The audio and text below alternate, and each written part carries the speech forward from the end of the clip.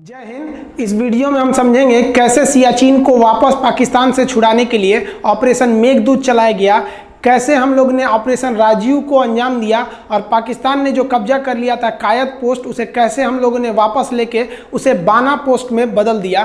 तो इस वीडियो में हम भारतीय सेना के उस गौरव गाथा की चर्चा करेंगे जिसकी पूरी दुनिया कायल है, क्योंकि दुनिया का सबसे ऊंचा युद्ध का मैदान जहां पर -55 डिग्री सेल्सियस टेम्परेचर रहता है, वहां पर भारतीय सेना दुश्मन का मुकाबला की। ये बड़ी बात नहीं है कि उन्हें हराया, बड़ी बात यह है कि उन कपड़ों में हराया जिन कपड़ों में यदि आप उन सियाचिन ग्लेशियर पे चले जाएंगे तो आपको ठंड से आपका शरीर जम जाएगा, काला पड़ जाएगा और काट के निकालना पड़ेगा। और वैसे कपड़े जो वहां लड़ने के लिए उपयुक्त नहीं थे, बावजूद अपने हिम्मत के दम पर कैसे भारतीय सेना ऑपरेशन मेघदूत करके सियाचिन ग्लेशियर को जीत कर लाई। देखिए, आपके मन में आता होगा सियाचिन कितना बड़ा है। तो सियाचिन देखिए बहुत बड़ा एरिया, ये कई पहाड़ों का एक समूह है। ये जितने भी पहाड़ है ना, सब के सब पहाड़ बर्फ से ढके हैं। ये जो सियाचिन ग्लेशियर है ये बहुत ही महत्वपूर्ण है, क्योंकि इधर है आपका पीओके पाक ऑक्युपाइड कश्मीर और ये जो एरिया है ये है अक्साई चीन।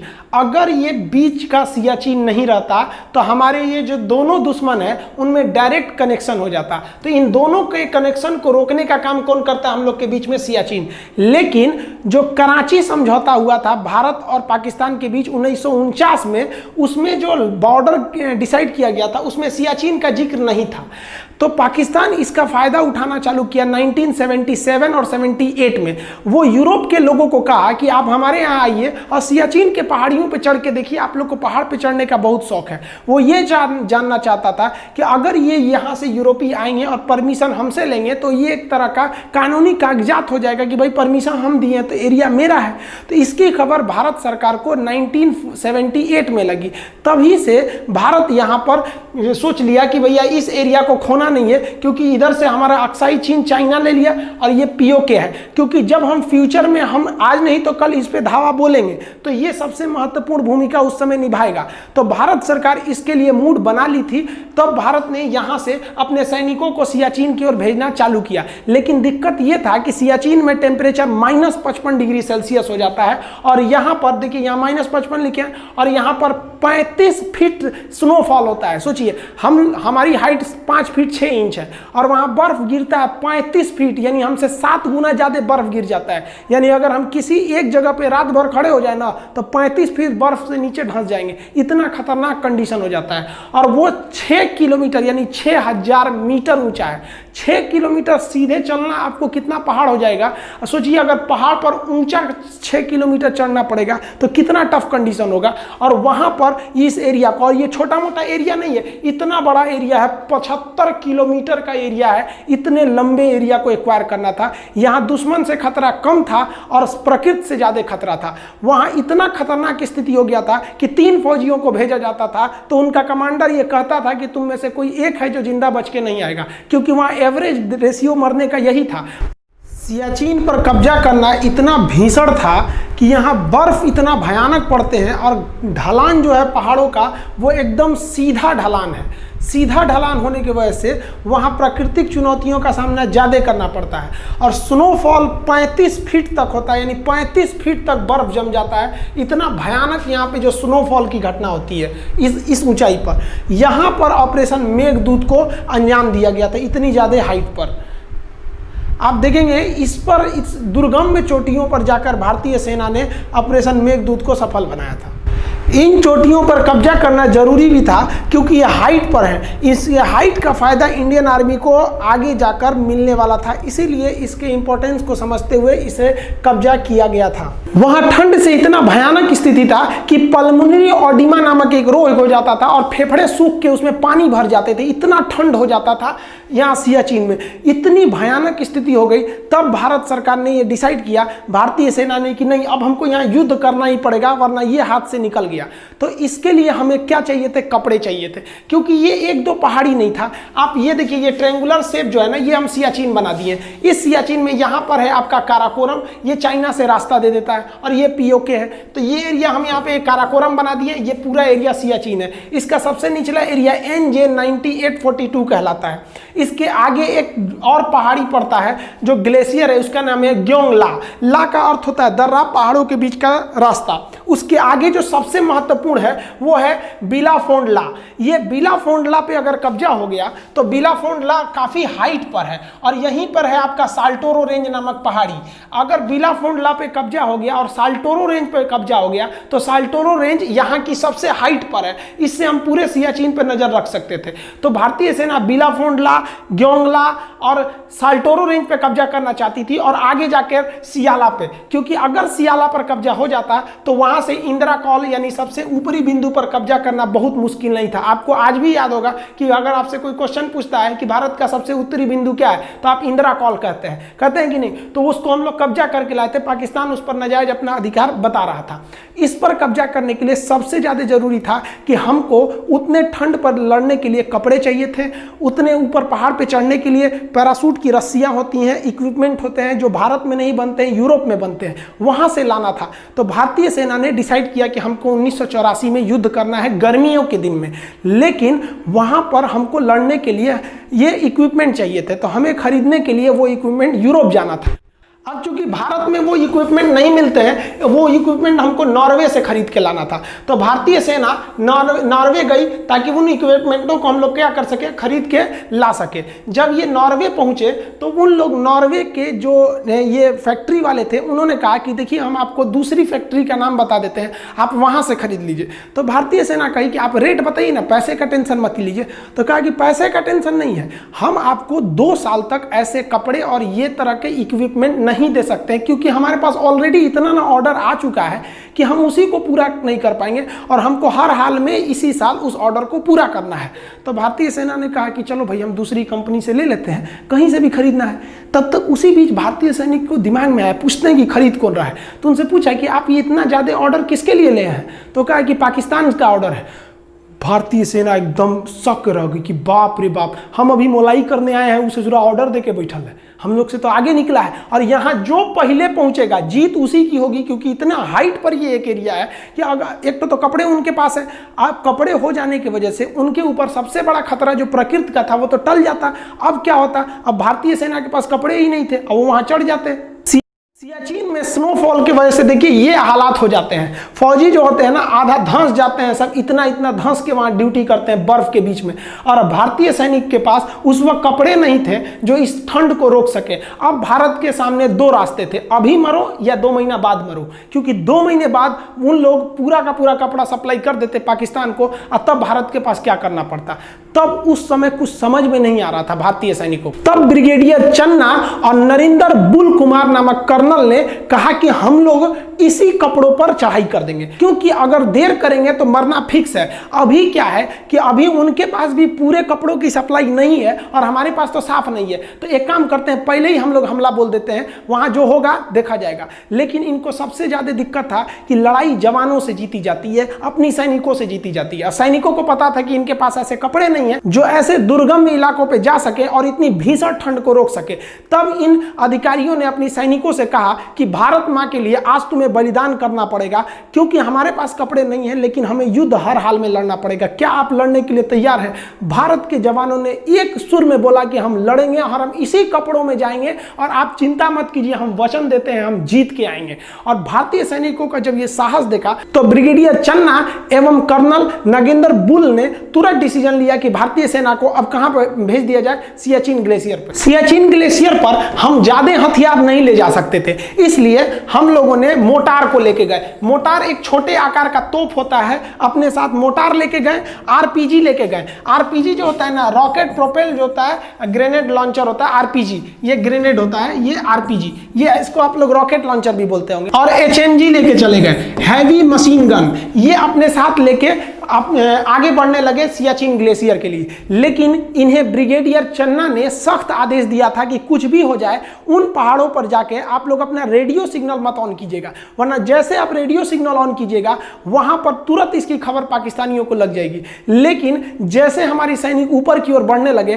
तो हमारी सेना का जो रेडियो ऑपरेटर था उसे पल्मोनरी ऑडिमा हो गया, उसके फेफड़े में पानी भर गया। अब उसे वापस ले जाना जरूरी था, तो उसे ऐसे दुर्गम में पहाड़ियों पे जब चढ़ने के बाद उतारना था तो सैनिक उसे उतारने लगे। लेकिन इसी बीच एक और सैनिक की ठंड के कारण इतना ज्यादा उसका फेफड़ा में पानी भर गया कि उसकी वहीं पर मौत हो गई ठंड की वजह से। हमारा एक जवान वहां शहीद हो गया ठंड से, इतनी बुरी स्थिति थी वहां पर, और वहां पर आंधी तूफान भीषण आ गया। उसके पार्थिव शरीर को भारतीय सेना 2 दिन तक अपने साथ रखी थी, लेकिन कर क्या सकती थी? हमारी सेना का उसूल है कि हम एक भी जवान पीछे नहीं छोड़ेंगे।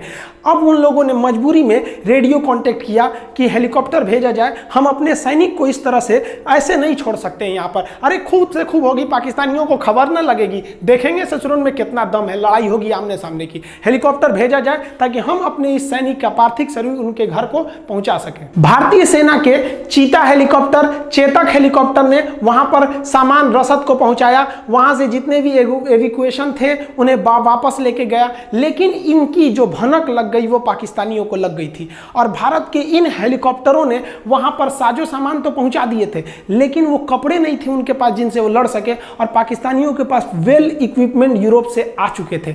और भारतीय सेना ने सबसे भयानक जो भूल किया था वो रेडियो ऑन करके। अब भारतीय सेना की पूरी लोकेशन पाकिस्तानियों को पता चल चुकी। इन हेलीकॉप्टरों की मदद से भारतीय सेना उन ऊंचे ऊंचे पहाड़ियों पर एंटी एयरक्राफ्ट गन रख दी, ताकि अगर पाकिस्तानी एयरक्राफ्ट या हेलीकॉप्टर इस एरिया में आते हैं तो उन्हें मारकर गिराया जा सकता है। और साथ ही बैकअप के लिए पीछे में हम लोगों ने तोप को तैयार रखा था कि अगर युद्ध का लेवल बड़ा होता है तो हमें तैयारी में कोई कोताही नहीं करनी है। ये हैवी रेंज आर्टिलरी जो थी ये बैकअप सपोर्ट के लिए थी, जबकि सियाचिन ग्लेशियर पर इसे तैनात किया गया था एंटी एयरक्राफ्ट गन को। ये छोटे गन होते हैं, इसे उतनी दूर पर हेलीकॉप्टर से पुल करके ले जाया जा सकता है, लेकिन ये हैवी आर्टिलरी को नहीं ले जाया जा सकता था। हालांकि इन सब की जरूरत ही नहीं पड़ी, इतना दम कहां था उन सब में जो लड़ सके भारतीयों से। ठंड में जब भारतीय सेना टेंट डाली थी तो वहां पर इन लोग को आराम करना बहुत जरूरी था। टेंट के अंदर ठंड थोड़ा कम लगती है, तो भारतीय सेना ने एक सैनिक को टेंट के बाहर रखा, बाकी सैनिक टेंट के अंदर रहते थे।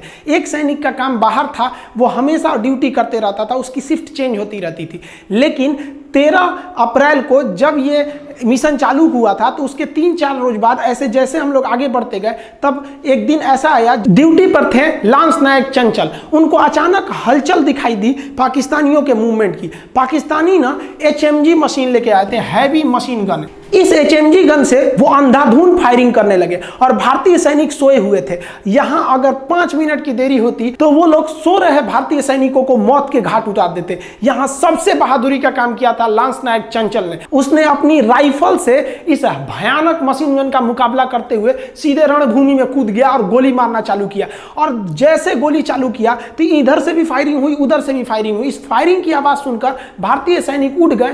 तब तक यहां से लांस नायक चंचल ने ये HMG चला रहे पाकिस्तानी के ठीक हेडशॉट किया था। जैसे गोली मारा, यहां से चंचल ने गोली मारा और वहां से पाकिस्तानी गोली आके सीधा हेडशॉट किया लांस नायक चंचल को। लांस नायक चंचल की उंगलियां उसके बाद भी बंदूक पर थी और वह मरने के बाद भी गोली चलाता रहा था। इस साहस को देख के पाकिस्तानियों का दिल दहल गया। तब तक भारतीय सैनिक उठ चुकी थी। वो उठने के बाद नींद क्या चीज होता है, तुरंत धावा बोल दी और 5 मिनट के अंदर अंदर पाकिस्तान के 26 सैनिकों को मौत के घाट उतार दिया। और ये वैसे सैनिक थे जिन्हें यूरोप से कपड़े दिए गए थे कि इन कपड़ों को पहन के आप लड़िएगा। भारतीय सैनिकों के पास तो एक ही चीज की कमी थी, इन कपड़ों की। इस ससुरा क्या करेगा सर, उगारे कर दिया लोग, उसको ले जाओ ससुरा खोलकर। अब भारतीय सैनिकों के पास जो कपड़े की कमी थी वो कपड़ा तब हो ही गया। अब इधर जो पाकिस्तानी थे वो ओवर कॉन्फिडेंस में थे। उन पाकिस्तानी बेस कमांडरों को लगा कि जो वो 26 सैनिक भेजे हैं ना, वो लोग अब अपनी जगह पे पहुंच गए हैं, जबकि वो तो अपने जगह पे नहीं दूसरे जगह पे पहुंच गए थे। उनकी लाश को भारतीय सेना इज्जत से दफना दी और भारतीय सेना इनके ड्रेसों को पहन के अब रेडी थी। पाकिस्तानी फौजी जो थे बेवकूफ़ सब, उन लोगों ने जो रसद था, जो सामान थी या जो ड्रेस एक्स्ट्रा थे वो ले आके यहाँ गिरा दिया। उनको लगा कि ये जो पाकिस्तानी सैनिक ड्यूटी कर रहे हैं, वहाँ ड्यूटी कर रहे थे भारतीय सैनिक। आज भी वहाँ जो ड्यूटी करते हैं ना भारतीय सैनिक को पाकिस्तान के पैसे से खरीदे हुए जो ड्रेस भेज दिए थे वही पहन के ड्यूटी करते हैं। सोचिए कितना बुरा लगता होगा पाकिस्तानियों को जब भारतीय सैनिक को जो वर्दी देखते होंगे सब, तो क्या सोचता होगा, ससुरा कहीं का हम खरीद के लाए थे, हमारा वर्दिया ले लिया यहाँ पे। ठीक किया सचुरा, तुमने औकात में रह के लड़ाई लड़ो ना, यही का मतलब हुआ कुछ कर देंगे। इस पहली कामयाबी के बाद भारतीय सैनिक का मनोबल अपने 7वें आसमान पर था और इन्हें अब किसी चीज की कमी नहीं थी। अब ये लगातार आगे बढ़ते रहे। ये ग्योंगला, बिलाफोडला, साल्टोरो रेंज, सियाला कब्जा करते हुए आगे बढ़ते रहे और बहुत ही जल्द देखते देखते भारतीय सेना ने पूरे सियाचिन को अपने कब्जे में ले लिया। ये बिलाफोडला है। अगर यहाँ पर आर्मी पहुँच जाती तो यहाँ से हम नुब्रा वैली, यहाँ जहाँ से नुब्रा नदी निकलती है, वहाँ के रास्तों को हम बंद कर सकते थे। इसलिए बिलाफोडला को कब्जा किया गया ताकि वहाँ से जो पाकिस्तानी एंट्री कर रहे थे उसको रोका जा सके। यहाँ देखेंगे ये जो बिलाफोडला है, यहाँ से जब नदियाँ, ये ग्लेशियर का बर्फ पिघलता है तो ये जाके मिल जाता है इस नुब्रा नदियों में। ये नुब्रा नदी है, यहाँ से बहती है और ला का अर्थ क्या होता है, पतला रास्ता। यहाँ से पतले रास्ते भी जाते हैं नुब्रा नदी के बगल से। बिलाफोडला के कब्जा के बाद अब आर्मी जो थी वो सियाला की ओर बढ़ रही थी। सियाला में पहाड़ियों की जो ढलान थी वो एकदम खड़ी थी, जहां पहुंचना काफी दुर्गम में था। आर्मी को जो सबसे बड़ा फायदा हुआ था वो इस साल्टोरो रेंज को लेकर था, क्योंकि वहां की सबसे ऊंची पहाड़ी साल्टोरो रेंज है। साल्टोरो रेंज के पश्चिमी साइड में हम पाकिस्तान पर नज़र रख सकते थे और साल्टोरो रेंज के पूरब में हम इस साइड में चाइना पर नज़र रख सकते थे।